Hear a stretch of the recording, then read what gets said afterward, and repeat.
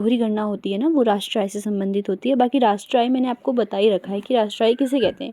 राष्ट्र आय, मैं फिर से एक बार रिपीट कर देती हूँ, जो राष्ट्र आय होती है ना, एक वित्तीय वर्ष में देश के नागरिक और गैर नागरिकों द्वारा उत्पादित वस्तु का अंतिम मौद्रिक मूल्य ही राष्ट्र आय कहलाता है, ठीक है।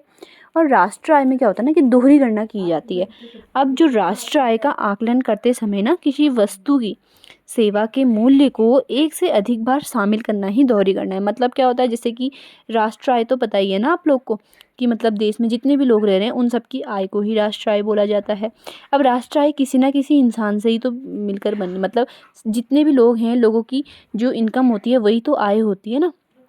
तो मान लीजिए अगर कोई इंसान या कोई भी उत्पादक किसी वस्तु का निर्माण करता है, ठीक है, तो उसके निर्माण में, कहने का मतलब यह है कि उसके निर्माण में जो जो चीज़ें लगी उन सब का, चाहे वो मतलब मान लीजिए टेबल बना रहे हैं, तो क्या कर रहे हैं कि उसमें लकड़ी काटी और उसमें जितना श्रम लगा सबको काउंट कर रहे, तो वो इतने बार मतलब उसके मूल्य को एक से अधिक बार काउंट करना ही दोहरी गणना कहलाता है। मतलब कि जैसे मान लीजिए एक लकड़ी थी, ठीक है, लकड़ी में क्या किया, लकड़ी का जो मूल्य था उसको भी काउंट किया, और जो उसमें श्रमिक लगे थे उसको भी काउंट किया, और लास्ट में टेबल का मूल्य काउंट किया, ठीक है।